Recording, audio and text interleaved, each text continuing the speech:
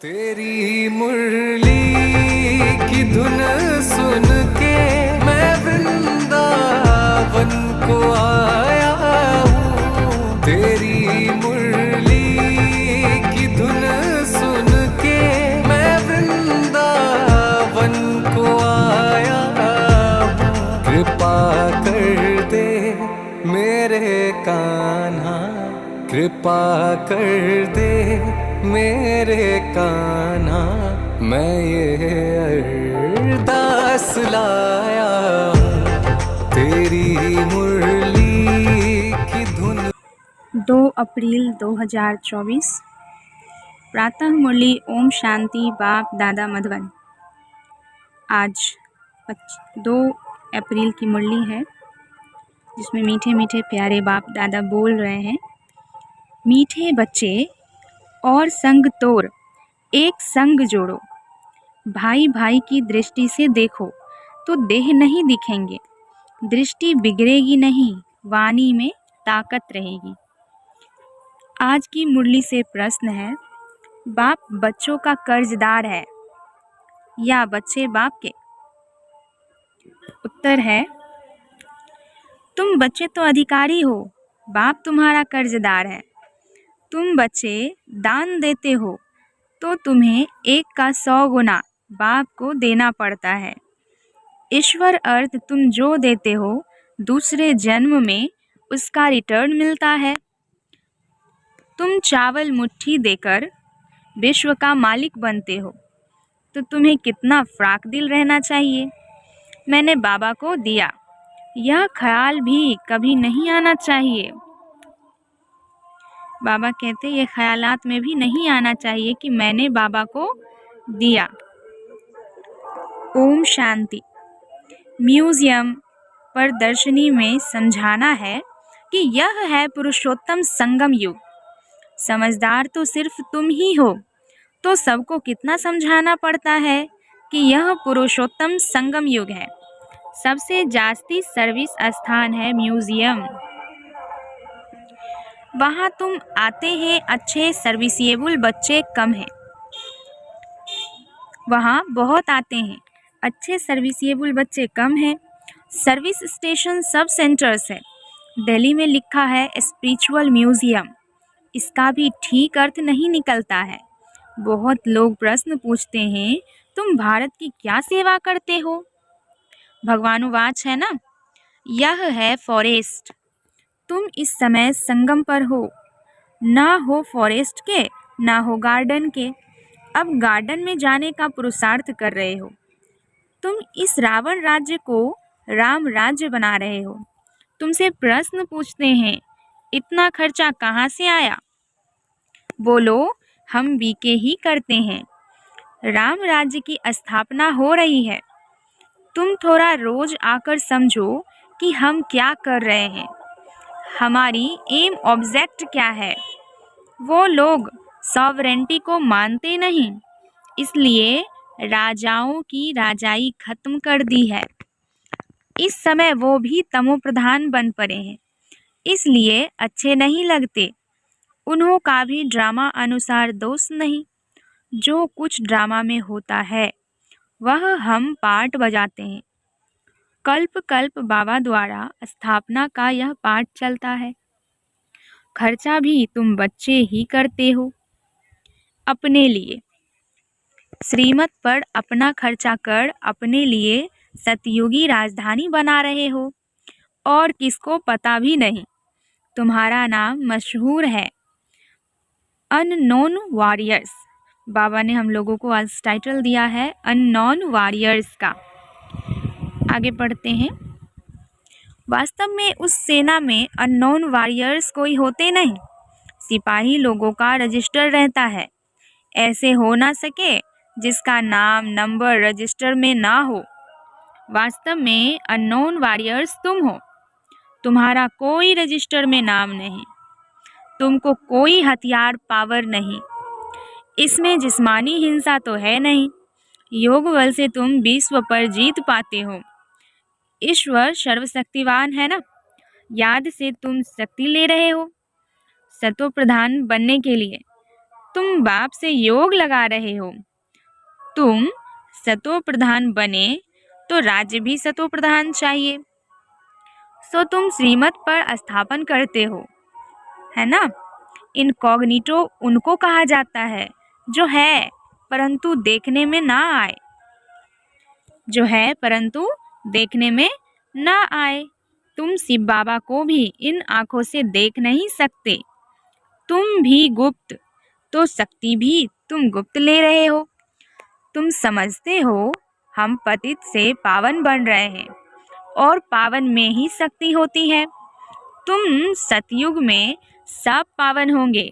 उनके ही 84 जन्मों की कहानी बाप बतलाते हैं। तुम बाप से शक्ति ले, पवित्र बन, फिर पवित्र दुनिया में राज्य भाग्य करेंगे। बाहुबल से कभी कोई विश्व पर जीत पा ना सके। यह है योग बल की बात। वो लड़ते हैं, राज्य तुम्हारे हाथ में आना है।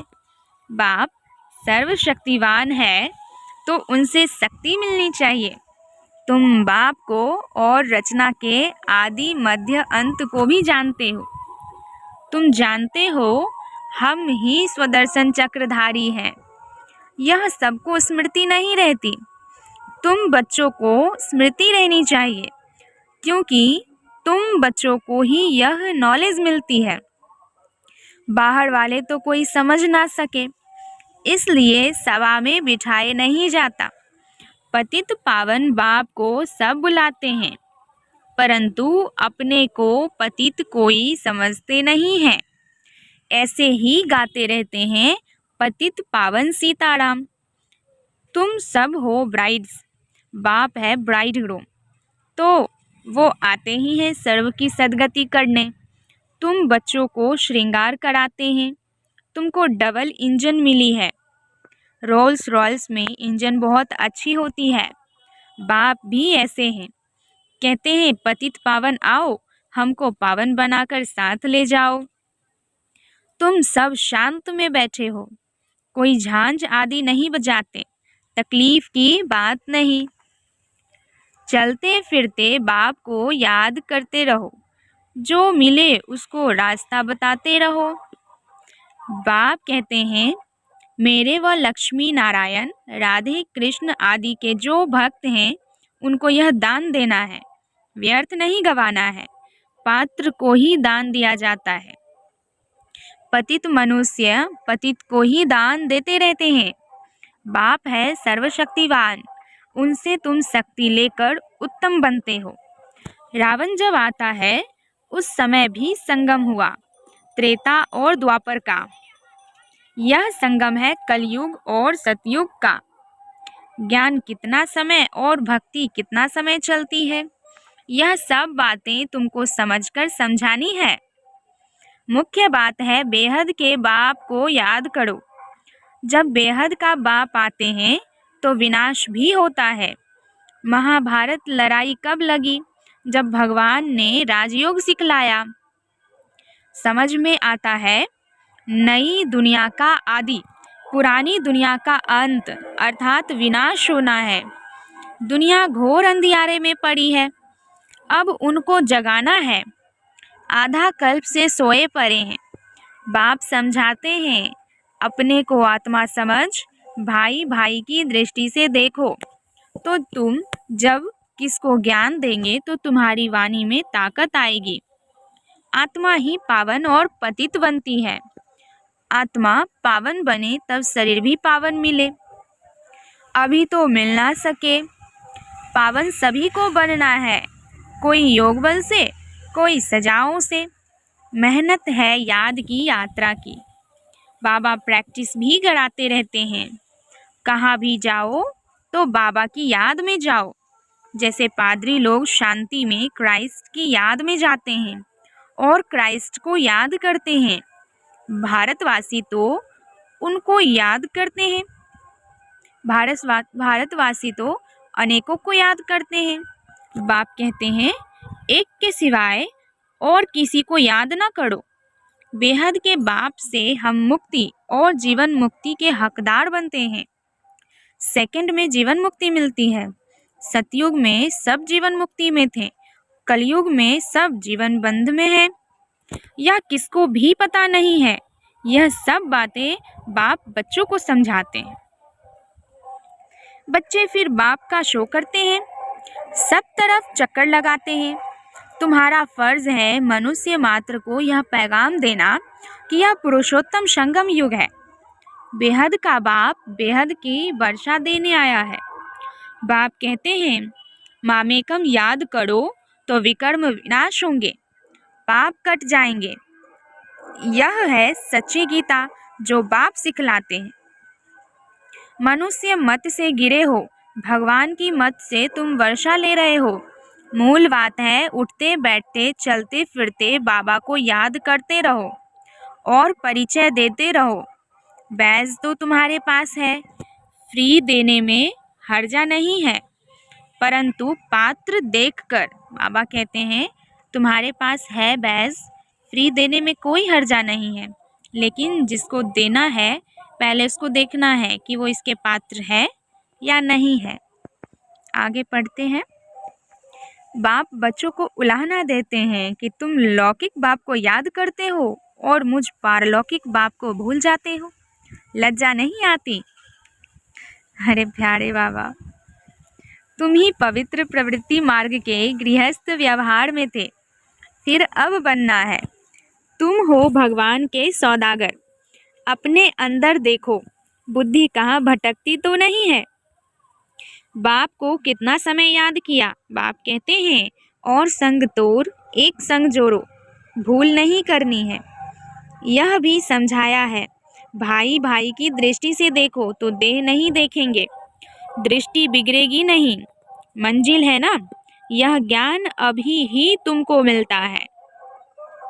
भाई भाई तो सब कहते हैं, मनुष्य कहते हैं ब्रदरहुड। यह तो ठीक है, परम पिता परमात्मा की हम संतान हैं, फिर यहाँ क्यों बैठे हो? बाप स्वर्ग की स्थापना करते हैं तो ऐसे ऐसे समझाते उन्नति को प्राप्त करते रहो। बाप को सर्विसिएबल बच्चियाँ बहुत चाहिए, सेंटर्स खुलते जाते हैं। बच्चों को शौक है, समझते हैं बहुतों का कल्याण होगा, परंतु टीचर्स संभालने वाली भी अच्छी महारती चाहिए। टीचर्स भी नंबरवार हैं।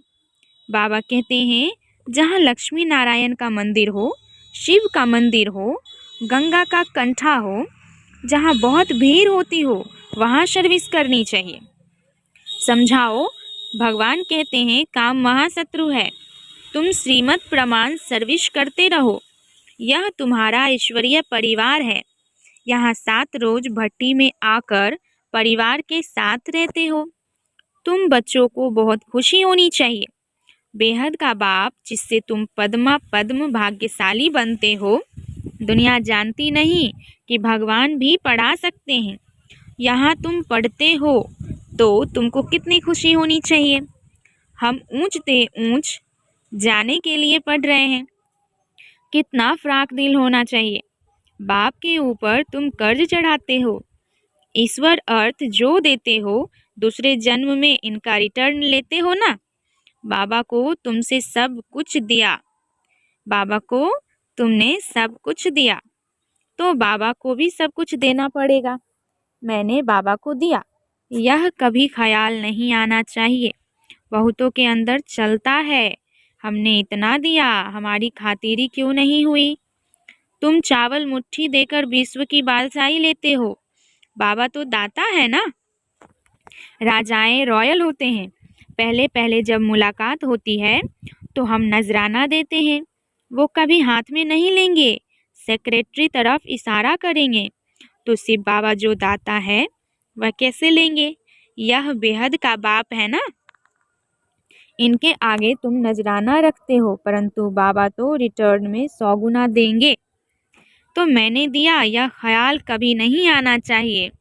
हमेशा समझो हम तो लेते हैं, वहाँ तुम पद्मापति बनेंगे। तुम प्रैक्टिकल में पद्म भाग्यशाली बनते हो। बहुत बच्चे फ्राक दिल भी हैं तो कोई मनहूस यानी कंजूस है, समझते ही नहीं कि पद्मापति हम बनते हैं। हम बहुत सुखी बनते हैं। जब परमात्मा बाप गैर हाजिर है तो इनडायरेक्ट अल्पकाल के लिए फल देते हैं। जब हाजिर है तो 21 जन्म के लिए देते हैं। वह गाया हुआ है, शिव बाबा का भंडारा भरपूर। देखो ढेर बच्चे हैं, किसको भी यह मालूम नहीं कि कौन क्या देते हैं। बाप जाने और बाप की गोत्री यानी ब्रह्मा जाने, जिसमें बाप रहते हैं, बिल्कुल साधारण। इस कारण बच्चे यहाँ से बाहर निकलते हैं तो वह नशा गुम हो जाता है। ज्ञान योग नहीं तो खिटखिट चलती रहती है। अच्छे अच्छे बच्चों को भी माया हरा देती है, माया बेमुख कर देती है। शिव बाबा जिसके पास तुम आते हो उनको तुम याद नहीं कर सकते हो? शिव बाबा जिसके पास तुम आते हो उनको तुम याद नहीं कर सकते हो? अंदर अथाह खुशी होनी चाहिए। वह दिन आया आज जिसके लिए कहते थे आप आएंगे तो हम आपके बनेंगे। भगवान आकर एडॉप्ट करते हैं तो कितना खुशनसीब कहेंगे, कितना खुशी में रहना चाहिए, परंतु माया खुशी गवा देती है। अच्छा, मीठे मीठे सिकिल दे बच्चों प्रति माता पिता बाप दादा का याद प्यार और गुड मॉर्निंग। रूहानी बाप की रूहानी बच्चों को नमस्ते। हम रूहानी बच्चों की मीठे मीठे रूहानी बाप दादा प्रति याद प्यार, गुड मॉर्निंग और नमस्ते नमस्ते नमस्ते मीठे बाबा। धारणा के लिए मुख्य सार है आज की मुरली से। पहली पॉइंट है, भगवान ने हमें एडॉप्ट किया है, वही हमें टीचर बनकर पढ़ा रहे हैं। अपने पद्म भाग्य का सिमरन कर खुशी में रहना है। भगवान हमें एडॉप्ट किए, वही हमें टीचर बनकर पढ़ा रहे हैं। अपने पद्म भाग्य का सिमरन कर खुशी में रहना है। दूसरी पॉइंट है, हम आत्मा भाई भाई हैं, यह दृष्टि पक्की करनी है। देह को नहीं देखना है। भगवान से सौदा करने के बाद फिर बुद्धि को भटकाना नहीं है।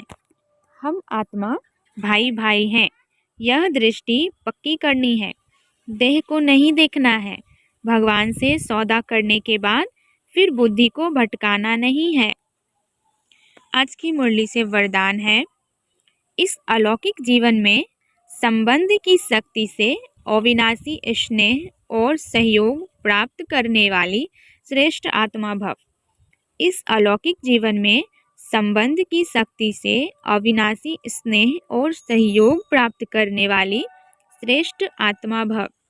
इस अलौकिक जीवन में संबंध की शक्ति आप बच्चों को डबल रूप में प्राप्त है। एक बाप द्वारा सर्व संबंध, दूसरा दैवी परिवार द्वारा संबंध। इस संबंध से सदा निस्वार्थ स्नेह, अविनाशी स्नेह और सहयोग सदा प्राप्त होता रहता है। तो आपके पास संबंध की भी शक्ति है। ऐसी श्रेष्ठ अलौकिक जीवन वाली शक्ति संपन्न वरदानी आत्माएं हो, इसलिए अर्जी करने वाले नहीं, सदा राजी रहने वाले बनो। स्लोगन है, कोई भी प्लान विदेही साक्षी बन सोचो और सेकंड में प्लान स्थिति बनाते चलो। कोई भी प्लान विदेही साक्षी बन सोचो और सेकंड में प्लेन स्थिति बनाते चलो। अच्छा, ओम शांति।